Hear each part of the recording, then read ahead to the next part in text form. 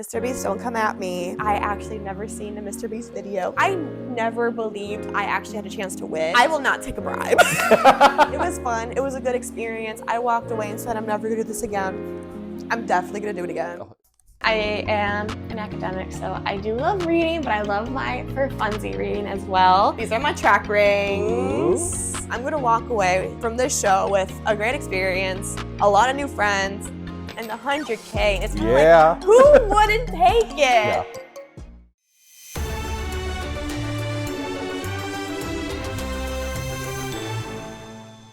Hey y'all, welcome to another episode of Behind the Beast, where we get to know the contestants on Beast Game Season 2, Strong vs. Smart. Hi, I'm Jenna Pauly, player number 168, and I am a PhD student at the University of Tennessee. So as you mentioned, you're currently in school for your PhD in communication studies. So what specific field are you interested within communication yourself? Yeah, for sure. So within communication studies, I really like to look at sports communication, and it's a lot of looking at like intra-team communications and how groups talk and interact with each other. Okay. And so it's both like intra-team and then coach-athlete communication, and looking at how can we best shape this team to make it a winning team. So is that looking at cohesiveness, internal competition, goal setting, all that stuff right now. So is there like a lot of psychology elements to that as well? Or is it okay? Yeah, so there's like psychology within it, like sports communication, sports psychology really intersect a lot of times. So when you are coming up with a study, it's very easy to pick something that's more sports psych and not sports comm. Sure. But like looking at like, okay, let's actually look at the interactions and study that specifically. Sure. So a lot of the classes that you're taking, are they more focused on general communication and you're kind of adding your own passion for sports into it? Yeah. Or are there specific classes that are sports communication as well? I have never taken a sports communication class actually, yeah. So there's like 4 schools within my college. They have like PR, ad, information science, journalism, comm studies. And so all of us actually take the same classes together. And then we kind of have like, are you more quantitative, qualitative researcher? You pick those and then kind of whatever you want to go after there. So I'm also taking like a social media class right now to learn how to look at social media content, study that, and relate it back to communication. So now whenever you were going for your bachelor's, you were also a part of the track and field team and you competed in pentathlons. So can you explain what different sports challenges and events were within a pentathlon and which of those challenged you the most? Yeah, so for sure. So it was hurdles, high jump, shot put, 200 meters. And then on day 2, we would do long jump, javelin, and the 800. So within those, like, it's a very wide variety. The 2 hardest ones, honestly, were the 800 and high jump. 800 just because I'm a short distance runner. Sure. I like 100, 200. I'm good with those. But the 8 was just mentally hard because it's last. You're exhausted already, and it's just about finishing the competition. And then high jump was really complicated because that was just a very mental sport because it doesn't take a lot to do, but it's like you take 10 steps and you jump over this bar. You got to bend your body in half. And every time you go, you have to make everything perfect. So if you have one step too far or not far enough, like you're going to miss right away. So that was just like really mentally challenging because it had to be perfect every time. And you can have such a good jump at a super low height and you get to the higher heights and you miss, and it's very mental hard. Do you feel like having all of these experiences in a variety of different sports within track and field helps you be prepared for whatever challenge was to come on the show? Honestly, more than others? It definitely helps because just in life in general, the mindset of like the heptathlon is when you do something wrong, it doesn't matter where it is in the competition. You still have to finish the competition. So if you have bad high jump, which is the second event, you still have to come back tomorrow in long jump and you have to forget about it. So I feel like when it comes to like the show and the challenges and stuff, you never know what you're going to expect. But like if something doesn't go perfect, you got to just keep moving through it. So now that you're focusing on your doctorate instead of your bachelor, you're not as part of a sports team at your university, but what do you do to keep active in the meantime? Yeah, for sure. So I'm a big CrossFitter right now. Actually, that started after Beast Games. Oh, really? Yeah, because when I got on the show, I was out of like my undergrad and master's for like a year at that point, and I was like, I need to start working out again. So I was like kind of dilly-dallying, doing things here and there. But once I got on the games and I saw how jacked everyone was in shape, I was like, oh my gosh, I need to get in shape. And so I came home and I signed up for CrossFit. And that's so how's that been since, because you've only been doing it now for 3 Couple months? It's been great. Really? I love it. It's so much fun. It's just, I need someone to tell me how to work out, what to do. Sure. So it's such, first, community, such a great community, such wonderful people I've met. They just are teaching me like correct form with new lifts and stuff. Like they take their time to help me, and they're just good, challenging workouts. And especially after a day of staring at a computer, reading and doing schoolwork, just to have an opportunity to go somewhere and just like work out hard and just make my body feel good. It's so helpful. Through doing CrossFit, you discovered Spartan DEKA from a lot of the people in your community. So can you walk us through what that competition exactly entails? Yeah, so it's 10 different events, and in between each event, you have to run 500 meters. So it's a 5K total, and like I said, I am not a distance runner. So I learned very quickly, probably about the third run, that this is going to be a lot more difficult than I thought, because I didn't train. I found out about 2 weeks ago and signed up because I thought it'd be something fun to get some competitive energy out. Yeah. But some of the things we did like lunges with weight, sit-ups with like a med ball and how to throw it. Against the wall and catch it. That was, oh dang, yeah. Yeah. I'm gonna do the skiers, which I've never done before. They're like on a wire, you'd like just pull it down. Oh, okay. Do like 500 of those, which kill your triceps. 500? 500 meters. Oh, okay. Of it. And I thought you meant like 500 reps up and down. I was like, that's wild. It would be. But then right after you go into farmer's carry, so your triceps are like rough, and then go right into that. But it was nice because it was a time to walk. And then what else? We had burpees, rowing, the air bike, which I'm not a biker. That killed me, but it was good. It was a mix of like strength and endurance. I was a lot better at the strength part than the endurance part. And I have a lot of people who want to do like a full Spartan race with me, which is great, but I'm like, let me train first this time. Because you didn't even really prep. You went to an event today, and you didn't even prep for it necessarily. No. And so, tell us the aftermath. Like, how are you feeling? I'm tired. I finished. I crossed the finish line, and they're like, "Great job!" And I'm just like squatting on the floor, like catching my breath. And I walk over, and I just like kind of fall into my boyfriend's arms. I'm like, this was a bad idea. And he said, I told you. I told you. He said, I don't know why you thought that was a good idea. I said, I don't know why I thought it was a good idea. Hey, but I mean, you pushed yourself and you placed, right? I got third in my age group. That's crazy. For not preparing at all, that's actually wild. It was crazy. I'm very shocked about that.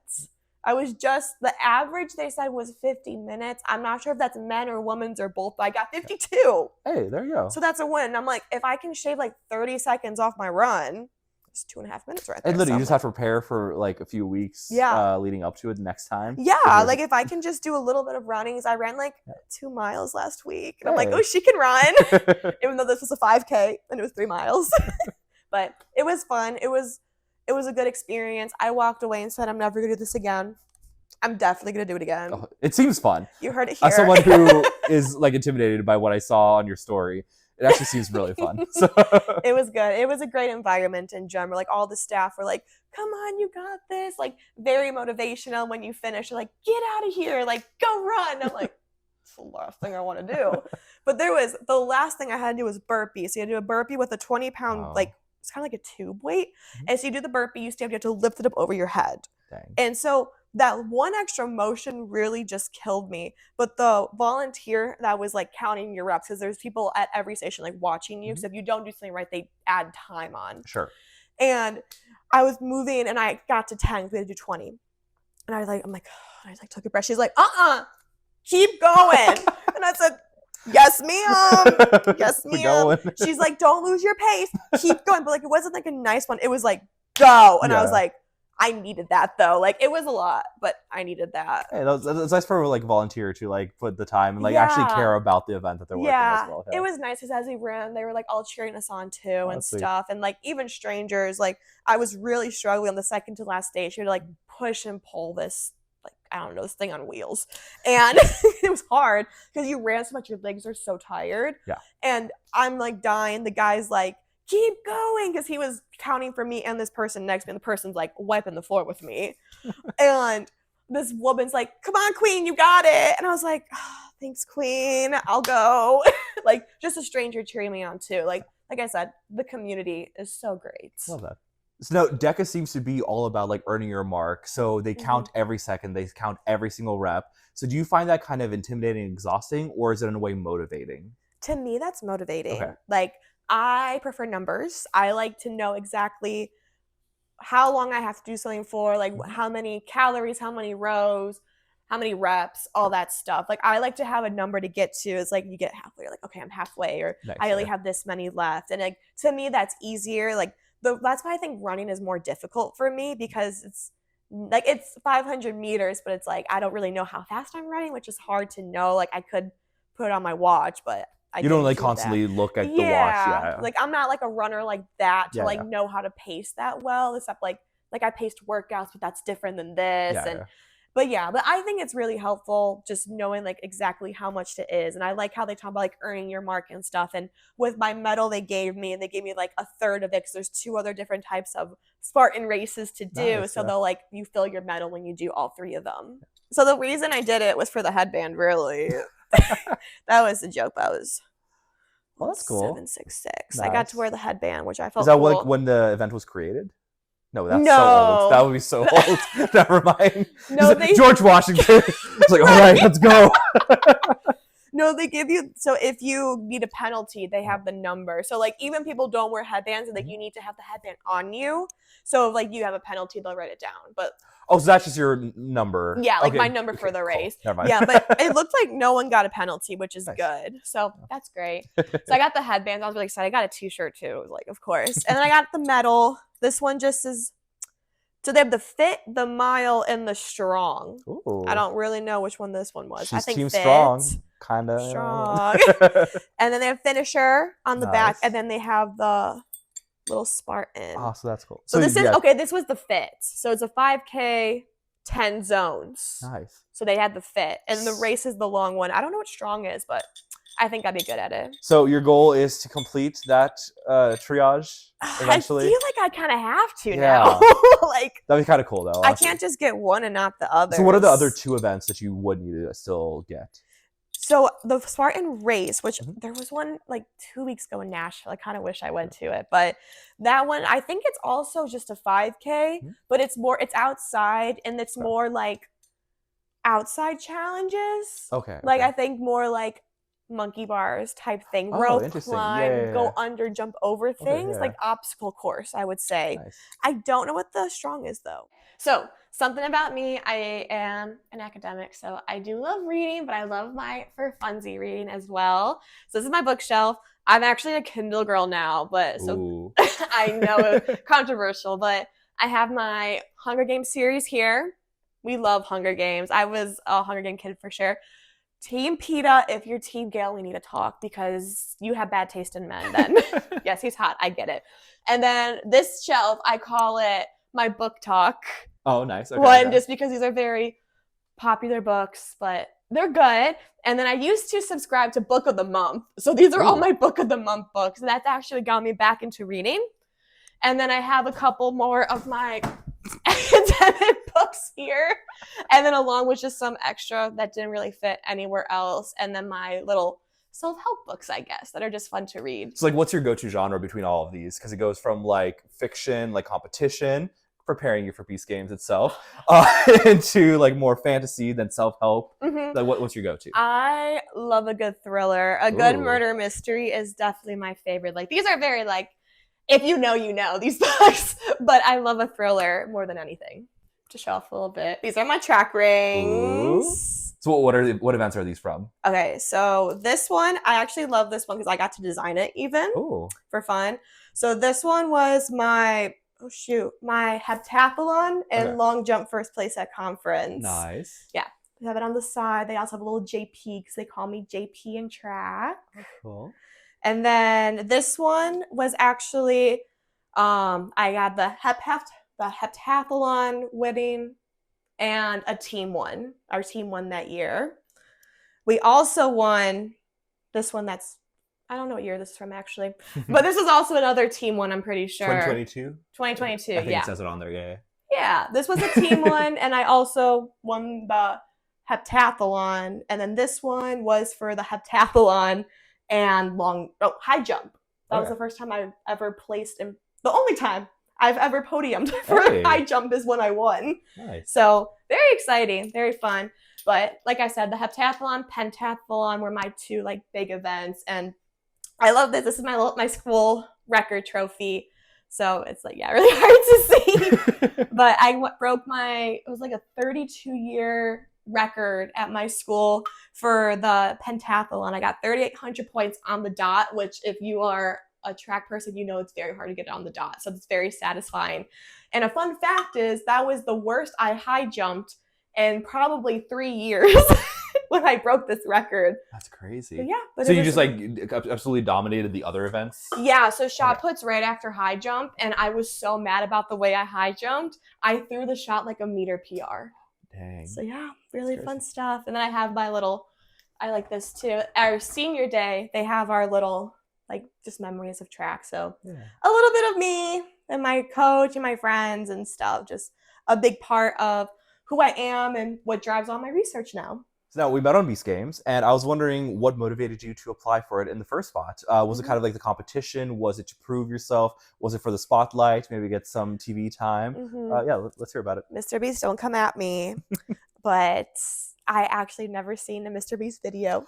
Dang, okay. I've never watched the show, and my friend just said, we should watch the show. I was like, okay, sure. So we binged season 1. This was like way after it came out, and we're looking on MrBeast's Instagram, and it was like, apply for season 2. And so he's like, I'm going to apply for season 2. I was like, go for it. I love that for you. So fun. And he's like, you should apply too. And I was like, no. Like, I literally said, no, that's not for me. Can't see myself on the show. Yeah. And then the next day, he sent me his application video, and it was a Friday afternoon where I definitely should have been doing homework or studying. And I said, I don't want to do this. So I ended up applying for the show. Love that. Just for fun. And then I got an interview a little bit later, texted my friend. I'm like, oh my gosh, I just got the email for the interview. And he's like, I didn't get it. Oh, no. And it's funny now because I told him, like, as I've been to the show and everything, I was like, you didn't have a good interview. Like, see, like, that it was only 200 people, and it was, like, debated, like, strong and smart. I think he was trying to put himself on the strong team. I'm like, you would have been way more successful on the smart team. Sure, yeah. Like, he's very smart. I'm like, you should have done that. But, yeah, just from his application video, like, he was trying to go for, like, a certain character. I'm like, it just wouldn't have fit because there were such little people. I told him this, too, so it's okay. But I applied. I'm going through the process, which was actually very interesting because I got to the part where you need to get a physical. Makes sense. You got to get a physical, be on the show, make sure, like, everything's good. At this point, it's finals week. I scheduled my appointment so last minute. It was right before I had to take a final. I was sick. Oh, dang. And and so it was just, there's a lot going on. I already just have like anxiety about going to the doctor just because no one wants to go to the doctor. No one likes the doctor. No, not just someone who's like casually like, oh man, I can't wait to go to the doctor. Yeah, no one likes the doctor. And so I go to the doctor and like, I'm stressed out, I'm sick, and I have a lot going on, and they take my blood pressure, and they're like, your blood pressure is kind of high. And I'm like, yeah, this happens all the time to the doctor. It's not that big of a deal. Just playing it off. But like, it's true. I've always had this issue when I go to the doctor. And like, you're athletic, like you run all the time. And at that point, I was in my running era. So I'm like, I literally ran 5 miles last week. I don't run like this anymore. Disclaimer. But I was like, I promise you, like, I'm in really good shape. And she's like, I'm just like really worried. So she's like, let's do these tests. And if it's fine, we're fine. So they ended up like taking a blood test. They did like a heart test. And they're like, you're really healthy. And I said, that's what I told you. So we finished that. And then she realizes we needed like a specific doctor to sign off on it. And she's like, I can't sign off on this, like according to the instructions on here. She's like, come back tomorrow. We're going to test your blood pressure again. And if everything's good, we're good. I'm like, okay, awesome. Thank you. Appreciate it. She's like, I'll save everything here for the doctor to like sign off on because like she's still qualified, you know? Sure, yeah. And so I come back the next day and like I told my mom the whole story. So she like overnight ships me like blood pressure cuff to like start taking my blood pressure home. I'm taking it home, completely normal. Like I said, a little elevated because I'm a little sick, but nothing like crazy. The next day I get the doctor, so stressed again, just because I had to proctor a final that day. And I'm like shoot, I'm really squeezing this in here. I'm going to be late. Yeah. So I get there and I like ran in there as I was coming from my car. I forgot something in my car. I had to walk back to my car. I'm like speed racing over to the doctor because it was like an on-campus doctor. It was the only thing I can get into this quick. Sure. Okay. And my blood pressure's through the roof. And I'm like showing him pictures. I'm like, sir, like I took pictures on my phone of this morning. I did it 3 times and it's normal. And he's like, well, you should have brought it in. And I'm like, I don't know what to tell you, but I promise you it's normal. And he's like, I don't know. Like, I did some research on the show and I heard season 1 was like really stressful for people. And I'm just so worried about your blood pressure is not going to be safe. And I'm like, sir, I'm a PhD student. I am stressed regardless. Stress is nothing. Stress is nothing. I'm going to be stressed. And he's like, I don't know what to tell you. He like wrote on there and he was like, if you think she's okay, then it's fine, but I would advise her to do it next year. And I'm like, this is a once in a lifetime opportunity. There isn't a next year. And so I ended up sending an email to the doctor along with it. And I said, this is what happened. This is the situation. Like, I'm sick. I'm in finals week. This is what's happening. And the doctor's like, you're good. And made it onto the show. I sent him pictures also of my blood pressure that I took too. And I'm like, it's normal. I just have a fear of the doctor. And then I got the hashtag ready to compete email. And I said, hashtag ready to compete. We're in, baby. We are in. That's awesome. So now in the first challenge, you actually ended up with one of the fastest times in the strong team.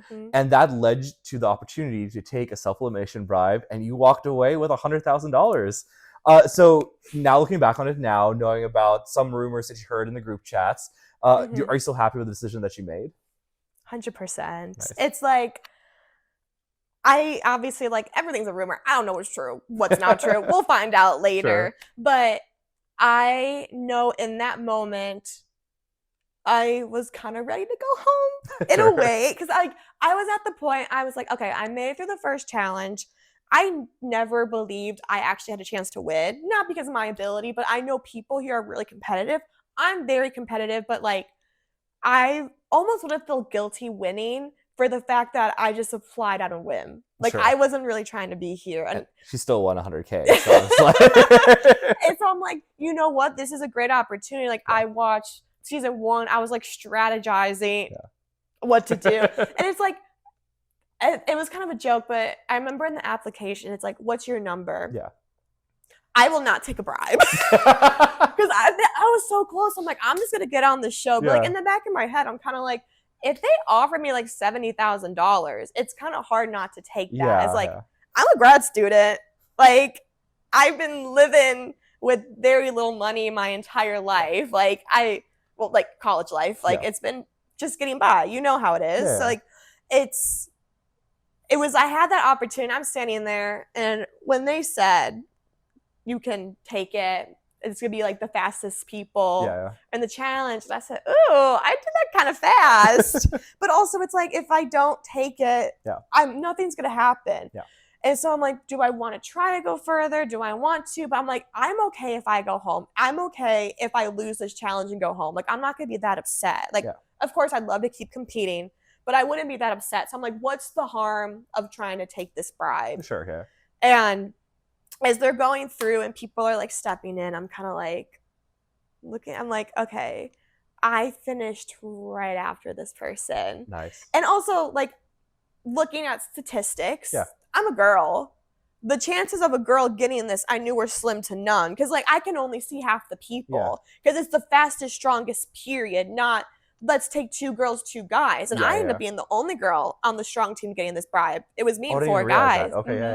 So I was like, dang, like either like the only other person that would have gotten it was Monica because she was the first one up. But I don't know what other girls were up before me.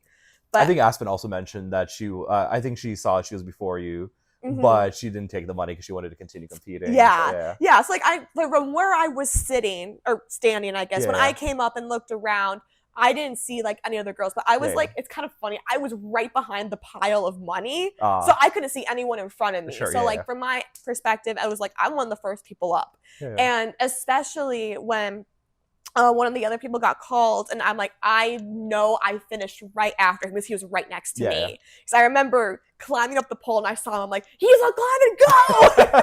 There you go. So I was moving, and so I knew I had a good shot, and I was like, you know what? I'm gonna walk away from this show with a great experience, a lot of new friends, and 100K. It's kind of like, who wouldn't take it? And everyone who got out, like I saw some people after they got out, like at the airport, we were all flying home the next day, and they're just like, I should have taken it. I said, yeah, you should have, because now I'm over here being like, I'm so sorry, like you got eliminated, but I knew I was gonna get eliminated, but at least I'm gonna try. Yeah, I think the hardest is for those people that like with the right after the bribe challenge. You think like, no, I can maybe make it past, and right after, being so close. Because it's one thing like trying like to get the bribe and leave and not being picked, and then it's another like not even trying. They're like, I should have just done it, and that's when it came to like the risk of it, because I'm like, I could walk, like I have a chance to walk away with something. Why wouldn't I take that and change my life? So what is the process of like, I will have somebody coming in. Right now I'm still, like you said, a college kid trying to survive. It's a little dangerous. Because like part of me is like, I am very like conscious of money, of like the money that I have now and stuff. Because like through school, I'm so fortunate enough to have an assistantship. So I do like extra teaching, I do extra researching. So that's how I get my school paid for. And I get like little paychecks that's enough to like get me by. It's not a lot, but it's livable with the roommate. Everyone complains, and I'm like, do you live alone? They're like, yeah. And I'm like, that's why it's not enough money. Yeah, do better. Get a roommate. Life's a lot easier. So it's like, it's a nice feeling knowing like, because I feel like when I get it, like I'll probably have a little fun. Like maybe a little trip, maybe a little shopping spree. Haven't decided yet. But like in the end, a lot of this is for my future, and like crazy, like thinking down the future, but like wedding, like kids, house, like knowing like this is like there to help, because I'm gonna be graduating school with like no savings, because like I wasn't able to. I've been in school my whole life. So just having that little extra like a jump start. A jump start, a cushion. Also, I'm gonna start retirement. Nice. Very excited to start retirement. I think that's my biggest flex. I'm gonna have a retirement account. Love that. So now, after competing on Beast Games and having your athletic background, how's the definition of what winning means changed? Is it always about coming first in the competition? Or is it sometimes there are other ways to win as well? Definitely other ways to win. And when I was in track is a very individualistic sport. Like, of course, like all of our team stuff comes together, like all your points get added up for the team total. But it's very individualistic. So a lot of times it's about how can I improve myself from the time before? And it's like, funny as you look back and it's like, oh, I should not have put that much pressure on myself. I should have had more fun and stuff. So from all of that, and like even being on Beast Games, I'm like, this is a once in a lifetime opportunity. It's, to me, like it's about taking it all in. Like, of course, like we all want to win. We all want to walk out with money, but this is an opportunity that like we can say like we were on Beast Games. 100%, yeah. Not many people can say that. Like that's just a crazy thing to be. So like as soon as I got on it, I was like, this is just about being here. Like winning would be great. That'd be a plus to it, but we're just going to be here and like live in the moment and enjoy. And especially looking at my background, like wishing I did that more. I was like, we're just going to be here. This is Market Square. They have a lot of restaurants around here, and every Saturday morning they have a super fun farmers market. Right now there's actually a big Tennessee-Alabama football game going on, so it's kind of dead here, but like inside the places there's a lot of people watching the game. There's some projectors up there.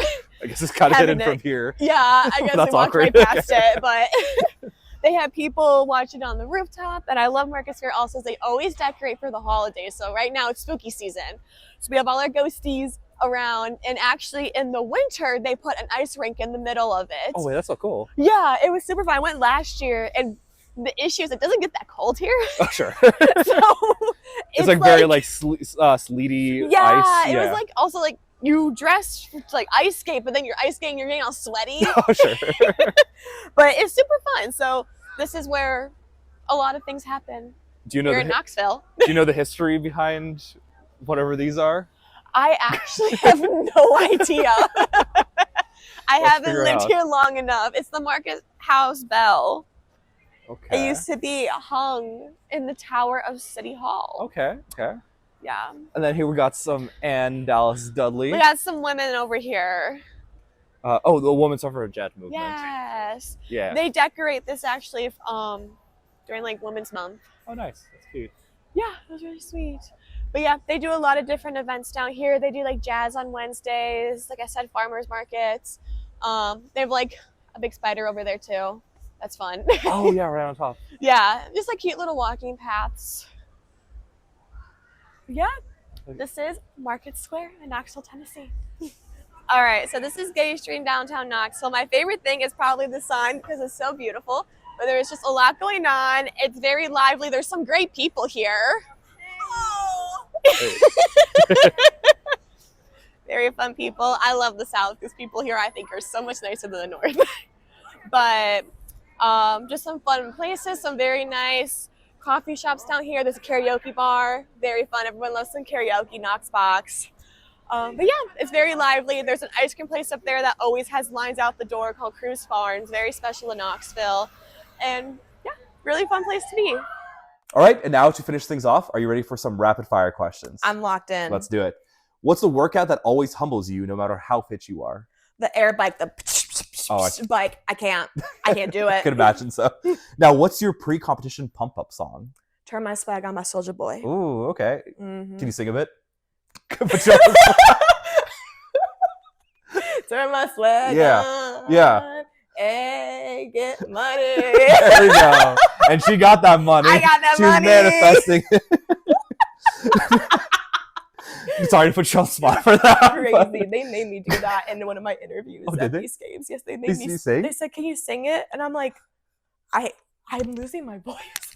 That's awesome. Now, you had one superpower for competition day. Is it endless endurance or a perfect focus? Endless endurance. I have horrible endurance. That'd be great. Because then you could go the long distance and like, keep yeah. going. I love that. Cool. Now, what is your biggest academic flex that you're secretly proud of?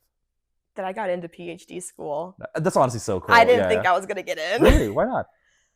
It's so competitive. That's fair. Like when you do the math, it's like depending on the school, it's like 4 to 10% of people get accepted. And so I only applied to 4 schools and it was kind of like, we're just going to see what happens. Sure, and like I was also looking at job opportunities as well because I already got my master's. I'm like, I could go into the workforce, but I think a PhD is a path I want to go on. That's kind of been a dream that's been on and off my whole life just because people are like, maybe that's not a good idea. But I'm like, but I want it. Yeah. And when I finally decided I wanted it, I'm like, I'm going to submit my applications. And then if I get accepted, that's my answer. Yeah. And Tennessee actually answered me first. Nice. Super quick. They offered me an assistantship. And I was like, that's all I need. And hey, soon she'll be Dr. Pauly. Dr. Pauly. That'd be so cool. Give me 2.5 more years. That's awesome. And then to finish things off, how will you remember Beast Games 5 years from now? Probably the people, just because I wasn't like on it for that long, but the connections I made with people are so strong. I feel like I always make fun of people on the show when they would like cry because their friend were getting out. But like when I left, I was actually heartbroken that I didn't get to say bye to people. And like, yeah, people think again, like, why wouldn't you like take money, betray people? But like, we have no technology. We get super close, even on those few days there. Like, we genuinely get to know people that we're closest with. And honestly, it's such a cool experience that people don't really realize watching those few like 30-minute clips on a show. I don't think people realize how bored we are. Yeah. It's like in a good way. Like because if you're ever bored or conversation gets awkward, what do? You go on your phone. You cut off the conversation, you cut off the communication. But you're forced to sit in the awkwardness and then just get past it and eventually really get to know someone. And they're all very genuine because like what else you can't be surface level with people there because you're not going to have much to talk about. And like we had a lot of free time. We're playing games. We're getting to know people. It's like you don't realize how quickly we can connect with people just because we're all scared. We're all lonely. We are also uncertain. There's a million rumors floating around. So many rumors. Like I got to the point where I'm like, what? And I'm like, no, I don't believe anything. And then people are like, I heard from a producer. I'm like, you're lying. The producers would not tell us anything. No, so they like, wouldn't. Or like, this person heard from the producer. I'm like, you're making it up. Or why do you believe that? not to like throw people under the bus. Like I'm not trying to No, talk yeah. poorly of people. Everybody spreads some rumor at some point. They Yes. believe they heard something. Yes. Everyone's a culprit You of hear this. something, you start spreading. He's like, I'm sorry. What else are we gonna do? We're gonna gossip. Yeah. And when there's Gossip's fun. So. yeah. And at that point, we're at the city. There's 100 of us there. We're sitting around doing nothing. Like, we're gonna gossip. That's just how it is. Or like, people just like, or people would do like more conspiracy theories, and then it would just like go to this whole thing of this is what's gonna happen, and it's like, I don't think so. Yeah. But hey, I'm glad because like even we connected for a little bit in our hotel room and so forth, and now we're on this road trip. Here we are. And thank you again for joining me today, and thank you for watching another episode of Behind the Beasts. Yay! Thank you for watching another episode of Behind the Beasts. It genuinely means the world to me. Now, for those who do not know, we are also doing a fundraiser across the entirety of the series for Major Connections. It is a foundation created by Gloria, one of the other contestants on the show, and its purpose is to provide resources as well as a sense of community for those with disabilities, both kids and adults, in rural communities. Now, oftentimes in major cities, they have the funds to be able to provide these resources, but smaller cities do not, and that is what Major Connections aims to solve. If you want to learn more about Major Connections, check out the link in the description. If you have the financial means to do so, please donate to the cause. And if you don't at this moment, that's okay. Please share it with your friends and family. But for now, thank you for taking the time to watch Behind the Beasts, and I'll see you in the next video. Bye-bye.